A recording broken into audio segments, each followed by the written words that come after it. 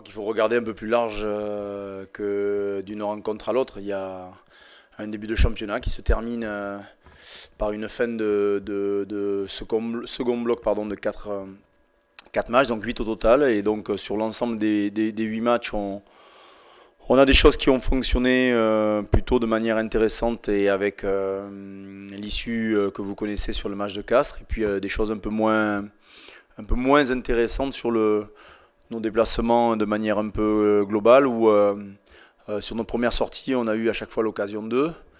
Sur nos deux dernières un peu moins, que ce soit à Brive ou à La Rochelle où on n'a pas forcément été présent dans les choses essentielles d'un match de haut niveau ou en tout cas pourrait espérer ramener quelque chose d'un match à l'extérieur. Mais ça amène la fraîcheur et ça amène surtout aussi de la compétence et de l'émulation. Souvent, ce qui est le plus dramatique dans ces périodes-là, c'est pas forcément le manque des absents, c'est plutôt l'émulation que vous n'avez plus. Et l'émulation, on sait qu'on n'a rien trouvé ou inventé de mieux que cette compétition interne qui permet à chacun d'être un peu meilleur. Et l'arrivée et le retour de Julien, qui est encore loin d'avoir retrouvé son meilleur niveau, nous permet de tirer l'ensemble des talonneurs à disposition dans de meilleures performances. Et idem pour Thomas. Et Thomas nous amène cette possibilité aussi d'avoir des joueurs capables de prendre des décisions à haute intensité de manière plus régulière sur le terrain.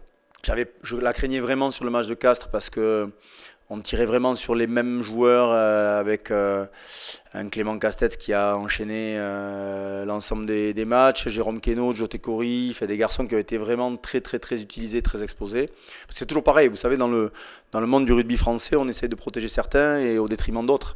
C'est toujours malheureusement le lot de notre championnat qui ne s'arrête pas alors que d'autres ont stoppé. Les Anglais vont démarrer très tranquillement ce week-end. Quand nous on aura joué 8 journées. Donc on sent bien que dans ce rugby des clubs, l'exposition et la surexposition des joueurs, c'est quand même dangereux.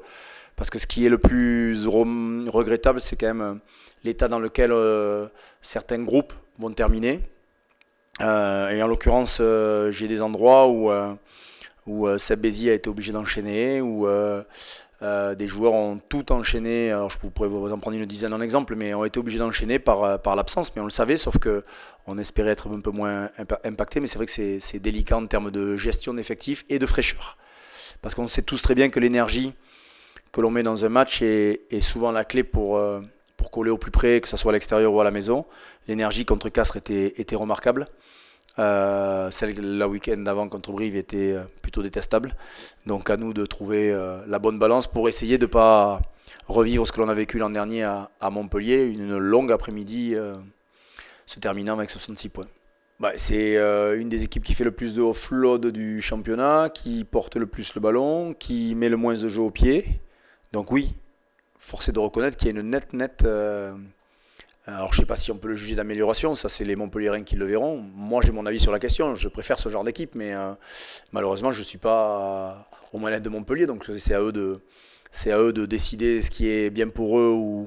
Mais c'est clair que Xavier a mené un élan de spontanéité et de jeu. Après c'est trouver ce mix qui est avec la force des éléments en présence et la volonté de jouer. La volonté de jouer, c'est toujours très bien.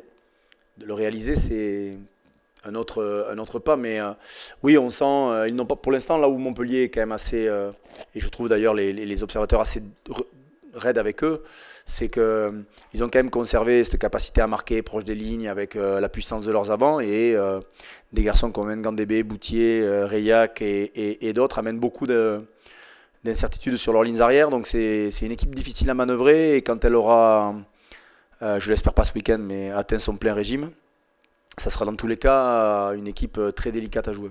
Bon, on sait qu'au regard des configurations d'équipe, il sera peut-être même assez marrant de regarder la compo d'aujourd'hui et celle dans 2 mois, 1 mois et demi, 2 mois. Il y aura très certainement des changements de part et d'autre, très certainement aussi qui influeront sur le rugby et le jeu proposé par l'une et l'autre équipe. Se jouer 4 fois, c'est toujours un peu regrettable parce que c'est pas agréable de jouer des équipes françaises en Coupe d'Europe. Personne n'aime, j'ai l'impression. En tout cas, moi, j'aime pas. Donc, on va s'adapter. Mais on sait que oui, c'est une équipe qui nous avait malgré tout l'an dernier, au-delà des 66 points pris au match aller. On avait eu fort à faire pour les battre à domicile pendant la période des doublons du tournoi. Puisqu'en fait, il y en a tellement maintenant des périodes de doublons que on se demande, même si d'ailleurs les doublons, c'est pas plus important que plus de temps en saison que quand on dispose de nos joueurs. Mais oui, c'est une équipe qu'on va rejouer souvent, dans des contextes différents. Et on sait très bien que la Coupe d'Europe est tout à fait différente, arbitrée différemment, les rythmes, les temps de jeu, la période et les effectifs seront différents. Donc voilà, c'est un premier test. Au regard de la période, je préfère aller à Montpellier pour commencer. C'est la fin d'un bloc. C'est la fin d'un bloc où on a joué souvent avec les mêmes joueurs, où on a évité de parler de nos errances et nos faiblesses en termes d'effectifs, mais on sait qu'il nous tardait d'arriver à ce 8e match, on ne savait pas trop comment. On espère encore voilà, terminer ce match de la meilleure des manières pour qu'on évite d'avoir trop à cravacher dans quelques temps, mais au soir du 8e match avec les absences et ce que ça a impacté sur le top 14 en termes de niveau de rugby et de qualité de rugby et de résultats, on voit que entre le 12e ou 13e et le 5e ou 4e, il y a une poignée de points. Donc même au soir de la 8e, j'ai l'impression qu'on va redémarrer un nouveau championnat dans quelques semaines. De retour de blessure, non, malheureusement. Et j'en perds encore d'autres. Donc pour le moment, non. On est plus à des pros de l'étanchéité que pour essayer de rustiner partout où on peut rustiner et d'essayer d'arriver à trouver un groupe compétitif pour aller à Montpellier. Mais encore une fois, c'est le constat et on va se préparer avec une composition avec les joueurs à disposition. Pour l'instant, je perds Zach Holmes, je perds quelques joueurs, Jérôme Queneau, je perds quelques joueurs encore. Peato, il est sur une blessure un peu gênante et donc on prend toutes les précautions nécessaires pour le remettre à flot. Voilà, c'est jamais moralement agréable de se retrouver dans cette situation, à la fois blessé et quitter une aventure. Donc il y a une double réparation physique et morale. Je sais pas, c'est quelque chose qui au regard des gens qui connaissent un peu l'histoire de Guy et qui l'ont suivi sans forcément le juger, était assez facilement envisageable. C'est quelqu'un qui a besoin d'être à 100% dans tout et que lorsqu'il ne peut pas le faire, il préfère ne pas faire. Et donc, moi, ce que ça évoque, c'est surtout... j'ai très certainement, et je suis face à vous très certainement grâce à lui et Jean-René. Et donc, moi, ce qui m'a amené en tant que joueur, même si ça n'a pas toujours été simple, et entraîneur par la suite, et même si nos destins se sont croisés et que c'est de se dire, on aurait peut-être pu à un moment ou à un autre bosser ensemble, je trouve que c'est toujours dommage de perdre des personnages dans le paysage du rugby français, d'autant plus quand c'est le meilleur, le plus titré, et sûrement celui qui a marqué, on va dire, l'ère moderne du rugby. Donc voilà, on a tous de l'affect pour Guy, d'une manière ou d'une autre. On se garde bien de l'évoquer de manière publique, mais et surtout Guy a suffisamment de pudeur pour le faire de manière aussi soft.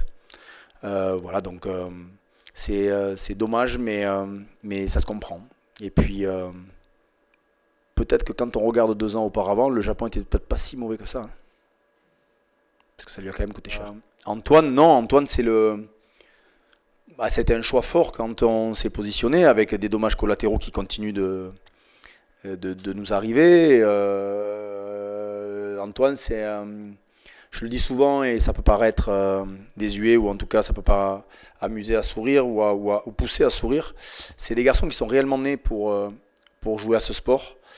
C'est des passionnés, c'est un garçon qui a À la fois une confiance en lui liée à ce qu'il sait faire sur un terrain, mais aussi une volonté de continuer à découvrir, à apprendre et à échanger. Donc j'ai toujours pensé que les champions étaient à la fois un mix entre les certitudes et les convictions, et surtout la capacité qu'ils avaient à se remettre en question. Et Antoine fait partie de cette trempe-là. Et moi, je reste convaincu qu'il y a des équipes avec Antoine Dupont et des équipes sans.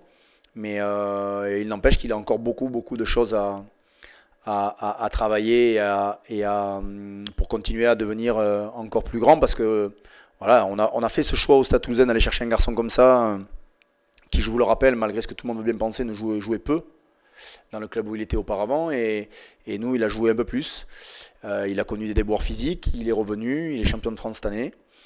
Et je pense que l'avenir, même si il a un petit souci qui le freine un peu sur cette fin de Coupe du Monde, son avenir reste radieux dès l'instant qu'il continuera à faire les efforts nécessaires. Mais c'est un garçon différent, c'est évident. Alors, il y a plein de secteurs, et je serai trop long et je ne vais pas vous faire une dissertation, mais il y a plein de secteurs sur lesquels Antoine a encore de la marge, mais qui n'est pas de la marge de progression comme on peut l'entendre sur le fait de travailler, qui est de la marge du détail sur la capacité qu'il a à prendre ses infos, à faire ses bons choix, et surtout ne pas se mettre de frein, parce qu'Antoine est un garçon qui a envie de comprendre souvent avant de faire les choses.